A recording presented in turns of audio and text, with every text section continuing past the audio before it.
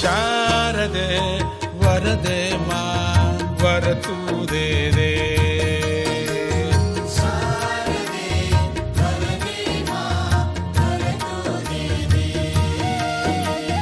ಶಾರದೆ ವರದೆ ಮಾ ವರತು ದೇದೆ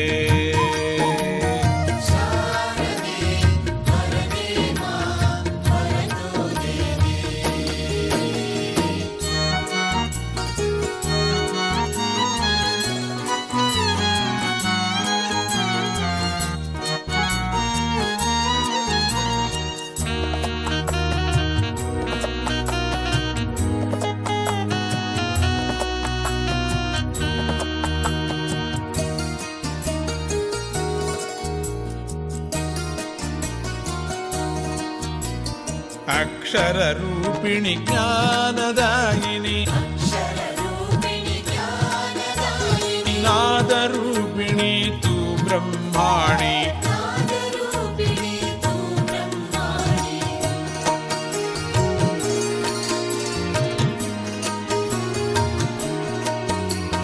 ಶಬ್ದ ರೂಪತು ಶಾಸ್ತ್ರ ರೂಪತು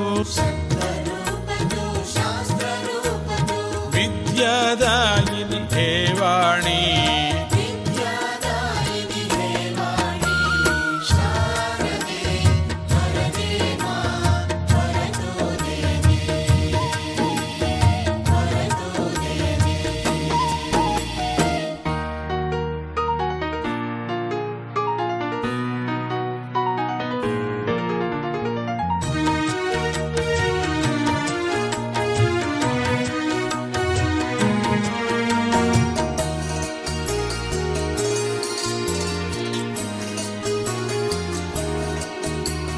ಮಂತ್ರ ರೂಪತು ತಂತ್ರ ರೂಪತು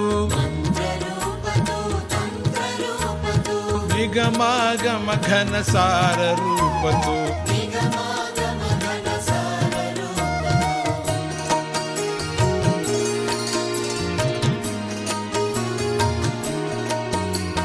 ಮಧುರ ಗೀತತು ಮಂಜು ಭಾಷ್ಯತು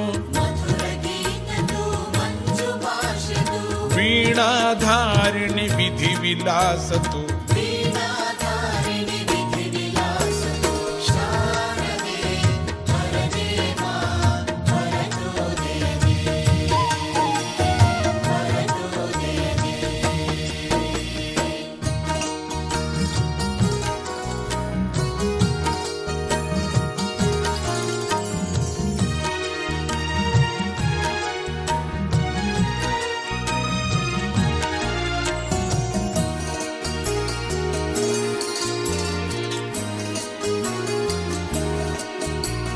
हरिहर सुर नर सकलाराधित साधु सज्जनों से कर प्रीत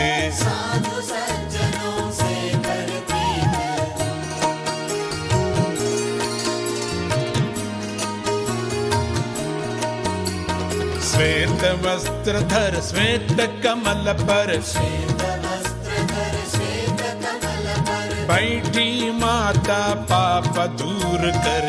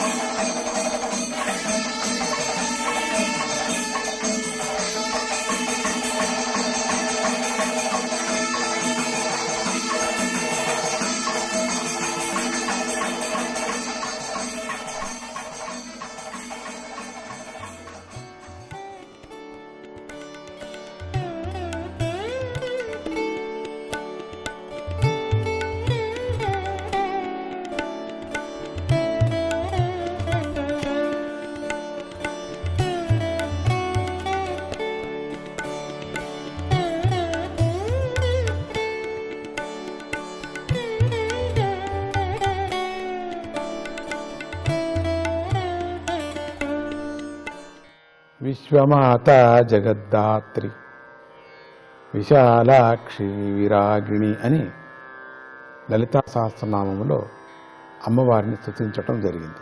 విశాలాక్షి మాత కాశీ పట్టణానికి నాయకురాలు.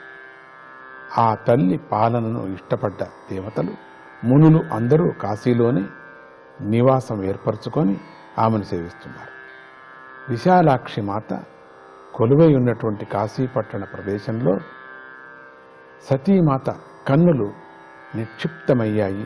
ఆ ప్రదేశంలోనే కాలభైరవ స్వామికి బ్రహ్మహత్యా పాతకం తొలగిపోయింది కూడా. అమ్మవారి పరివారమైనటువంటి 64 మంది యోగిని మాతలు విశాలాక్షి అమ్మవారిని సేవిస్తూ అక్కడే ఉంటారు.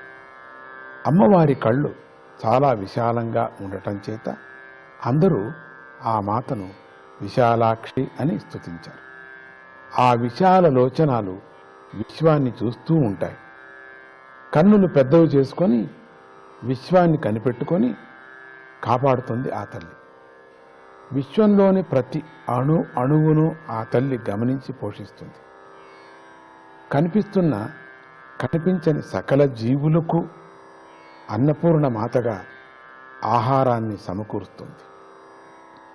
అన్నపూర్ణే సదాపూర్ణే శంకర ప్రాణవల్లభే జ్ఞాన వైరాగ్య సిద్ధ్యర్థం భిక్షాం దేహి చ పార్వతి. విశాలాక్షి మాత అందరికీ విశాలమైన దృష్టిని, విశాలమైనటువంటి భావాలను ప్రసాదిస్తుంది. అందువల్ల సంకుచిత భావాలు తొలగిపోతాయి, పరిమితమైన దృష్టి తొలగిపోతుంది. నేను, నాది, ఇది నాది, అది నాది అనేటువంటి పరిమితమైనటువంటి దృష్టి వల్ల అహంకార మమకారాల వల్ల ఏర్పడతాయి. విశాలాక్షి మాత ఆరాధన వల్ల అహంకార మమకారాలు నశిస్తాయి. లోపల గల మోహం తొలగి ఆనందం నిండుతుంది. ఈ క్షణం అంటే కంటితో పని చేయటమని అర్థం. అమ్మవారు నిత్యము కళ్ళతో పనిచేస్తూ ఉంటుంది. ఆ మాతే కామాక్షిగా, మీనాక్షిగా, పద్మాక్షిగా సృష్టిని కాపాడుతూనే పనిని ఎప్పుడు చేస్తూనే ఉంటుంది తల్లి. ఆ తల్లి తన విశాల నయనాలతో భక్తుల భూత భవిష్యత్ వర్తమానాలను కూడా చూస్తుంది. జాగ్రత్తావస్థలోని వారు నిద్రావస్థను చూడలేరు కదా. నిద్రావస్థలోని వారు స్వప్నావస్థలో ఏం జరుగుతుందో తెలుసుకోలేరు కదా. స్వప్నావస్థలోని వారు జాగృత్ సుషుప్తి అవస్థలకు చూడలేరు కదా. విశాలాక్షి మాత అతీతమైన దృష్టి కలిగి ఈ అవస్థల వారిని అందరినీ కూడా రక్షిస్తుంది. ఆ తల్లి భోజన సమయంలో అన్నపూర్ణగా దర్శనమిస్తుంది. ఇంటి వ్యవహారాల్లో శ్రీలక్ష్మి అయి వ్యవహారాల్లో చక్కబెడుతూ ఉంటుంది. ధ్యానం చేసే సమయంలో జ్ఞానాంబ అయి అనుగ్రహిస్తూ ఉంటుంది.